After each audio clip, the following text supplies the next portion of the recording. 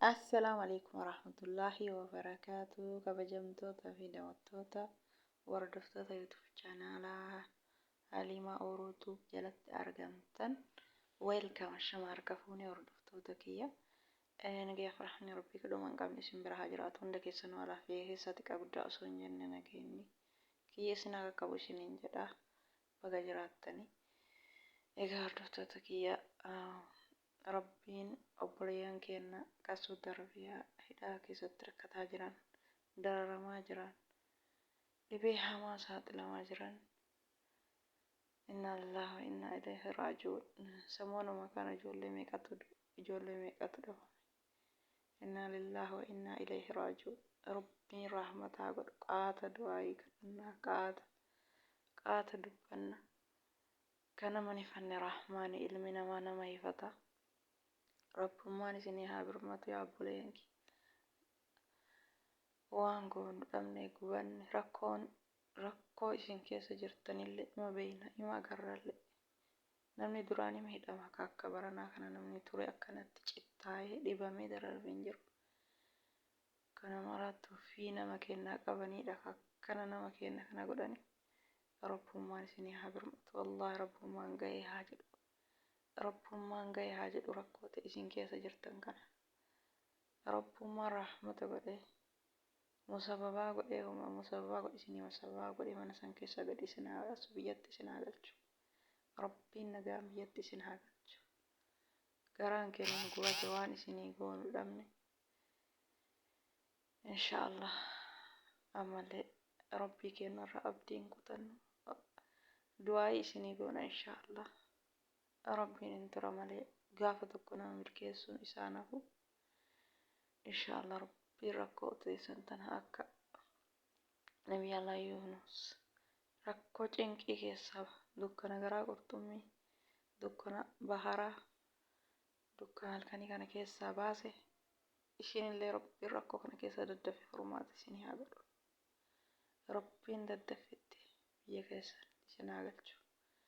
Rabbiin dhibee isin keessa jirtan sani duraanuu ka uffattanuu feestaalii ka nyaattanuu qixxaa gogaa sanuu isin harkaa godhanii feestaalii sanuu isin harkaa dhooggatanii simmintoon ka yoo namni lukaan irra gadhaabatee daqiiqaa 5 irra nama dhaabachiisuu hin dandeenye. Allah rabbummaan isinii haa birmatu. Yaa obboleeyyan kiyya warri biyya galtan warri akka carraa biyya galtan mana hidhaa kana keessaa baatanii Rabbiin isinii haa laaffisu. Ka gara akiraa deeme rabbi rahmata isaanii haa godhu jannata isaan haa qananiisu. Ka jiru rabbiin fayyaa isinii kennee nagaan waa hunda amrii kulli laaffisee rabbiin nagaan biyyatti isin haa galchu. Yaa rabbati birmadhuufi. Akka keenya laaliin akka kee laalii garaa nuu laafi yaa rabbi yaa Allah. Daa'imman sabiin afaan hin beekne miidhamte. Biyyaa bahanii jireenya wayyeeffadhaa nafsi ofiitinuu jiraatanii galuun jabaate. Wallaahi rabbiin isinii haa birmatu. Kanamaa birmatu rahmaani. Rabbummaan isinii haa birmatu daddafetti. Ooleen turiniin rabbiin daddafee nu haa gammachiisu rakkoo isin keessa jirtan kana. Cinqaa kana keessa isin baase rabbiin nu haa gammachiisu yeroo gabaabaa keessatti. Ima viidiyoo keessan argina. Walaakin garaan nu dadhabe waa nama osoo waa godhuu dandeenye waa nama goona. Walaakin waa nama godhuu hin dandeenye. Xiqqaa guddaan sagalee ta'ee dubbatee hifate yaa rabbi kana manifannis. Yaa rabbi nu birmadhuuf obboleeyyan keenya yaa rabbi nu birmadhuuf. Rakkoon isaanii rakkoo hammaataadha rakkoo hangana hin jenne. Garatti hin nyaatani wanni irra gachiisan hin jiru. Dhibamanii jaalamanii waa meeqa hisaabumaan qabu rakkoon isaanii jechuudha. Yaa rabbi kiyya mootii abbaa rahmataa mootii arshirraatiin argita rakkoo isaanii. Darartii akka namni keenya arge lammiin biraan agarre. Azabama namni keenya arge lammiin biraan agarre. Yaa rabbi. Yaa rabbi yaa Allah. Akka keenya laalini rahmata nu godhi akka kee laali yaa rabbi kiyya. Rahmata nu godhi daa'imman sabiyyii afaan hin beekne. Daa'imman sabiyyii of hin beekne achi keessatti makaraa argitan yaa rabbii kiyya si malee namni rahmata namaa godhu hin jiru. Si malee namni namaa tumsu hin jiru. Nama keenya achi keessatti akkuma argan godhan. Osoo lammii biraa taate kabajaa qaba. Kabajaan firaasharra ciisa, kabajaa waa nyaatee jiraata. Lammiin keenya garaayyuu nyaatee hin bulu. Firaasharra hin ciisu yaa rabbi yaa Allah. Ati gadi nama hin qabdu kuni zeegaa kana jettee addaan nama hin baaftu. Rabbii kiyya maraasitu uume. Rabbii kiyya Allah darajaa uummata keenyallee gadi hin buusini. Ilmi namaa jibbaa daangaa ga'ee darajaa nama keenyaa gadi buusa.